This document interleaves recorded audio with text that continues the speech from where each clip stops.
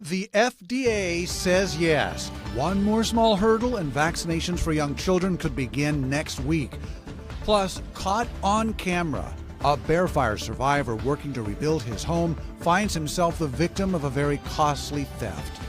And President Biden began a 5-day diplomatic trip to Europe by meeting with Pope Francis and working to smooth things over with the President of France. Covering Northern California. You're watching Action News Now. Coverage you can count on. Some parents are now a step closer to getting their younger children vaccinated. Today, the FDA granted emergency use authorization of Pfizer's COVID-19 vaccine for children ages 5 to 11. They are just a third of the amount given to teens and adults. There's one more regulatory hurdle. The CDC will consider final approval. That's next week. We spoke with local parents about what this step forward means for their families.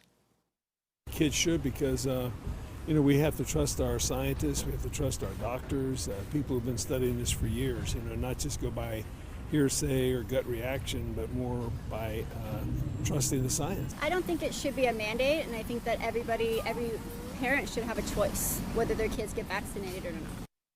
Now, Pfizer plans to begin shipping millions of vials of the pediatric vaccine to doctors' offices, pharmacies, and other vaccination sites. Kids will get 2 shots, 3 weeks apart, but local county public health departments tell Action News Now they'll wait for the state to give the final green light before the shots are available locally. Today, PG&E entered a motion to challenge some of the criminal charges launched against the utility by the Shasta County DA. The charges stem from the utility's role in starting the deadly Zog fire last year. It includes 4 counts of involuntary manslaughter. The Shasta County District Attorney anticipates this will be a long case. We are advocates for victims, and in this case we have 4 people who tragically lost their lives, many people who lost their homes, and we feel strongly that PG&E is responsible for that. PG&E said in part it accepts CAL FIRE's finding that a tree falling into their equipment started the fire, but they do not believe there was any criminal activity.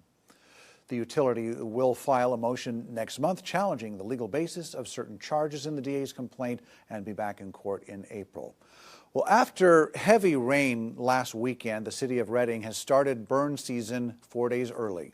People living in Redding can now apply for 2 kinds of permits. The dooryard permit is for vegetation piles no bigger than 4 by 4 feet.